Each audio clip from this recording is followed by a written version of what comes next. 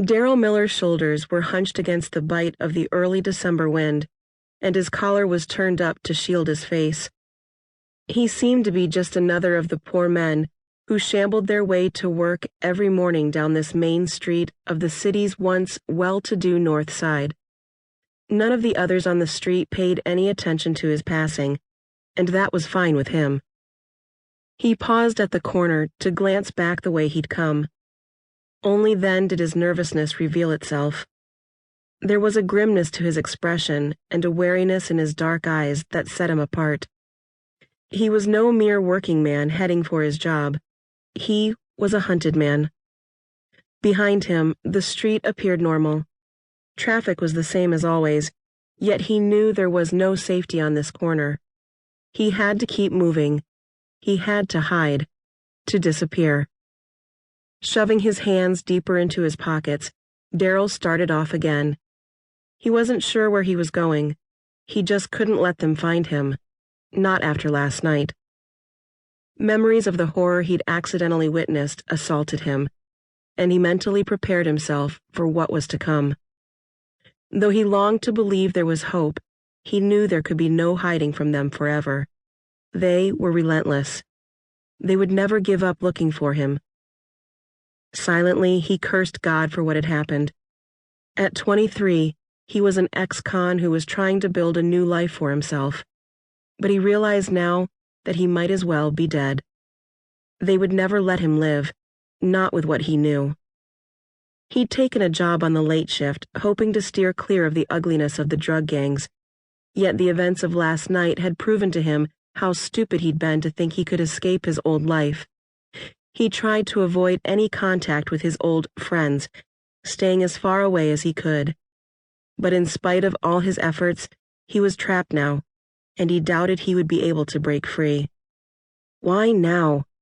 He agonized as he continued on down the street, fighting the urge to run, to flee to safety. There was no safety for him. There never would be again.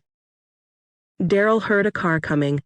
Rather than glance up to see who it was, he kept his face averted, wanting anonymity. The car seemed to be slowing. Terror ate at him. Was it them? Had they found him already? He did not want to die. Not now. Not like this. He could hear the car closing on him. His heart was pounding as his adrenaline surged. He was desperate. The church bell pealed, ringing out only once to signal the half hour. The sound startled Darrell to the awareness that he was standing at the bottom of the few steps that led to the doors of the old Catholic church. It was a massive building, constructed some 100 years before, when this part of the city had been growing and thriving. Except for the steeple, the church was mostly devoid of external decoration. All that marked it as a house of God were the leaded stained glass windows that glowed softly from the inner light and the name of the parish, Our Lady of Perpetual Help, carved into the cornerstone. Darrell was no Catholic, but right now with the car almost upon him, he was considering conversion. Desperate for a place to hide, he climbed the few steps and let himself in. The heavy door closed solidly behind him, and he was enveloped by a sense of warmth and safety. "The Lord be with you," a priest intoned from the altar. "And also with you," the answer of the sparse gathering of parishioners seated randomly in the pews for the daily 6:30 Mass echoed in the cavernous interior. The church had been there forever for all Darrell knew, but he'd never been inside it before. The beauty of the place surprised him, but he didn't have time to think about it. He needed to disappear, to vanish.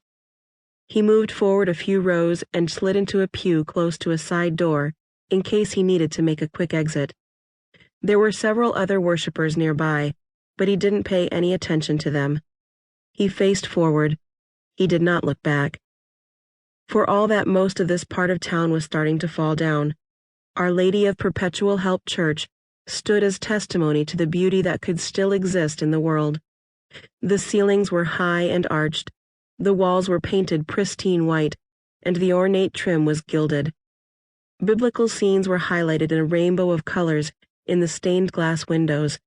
and the faint scent of incense hung in the air. There was something different about this place, something otherworldly.